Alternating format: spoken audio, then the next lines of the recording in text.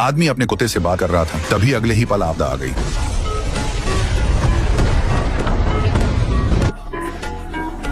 दूरस्थ conference call पर मौजूद लोग भी एक एक करके कनेक्शन खोने लगे। जैसे ही आर्थर सदमे में जम गया, एक मिसाइल ने बेस पर धावा बोल दिया।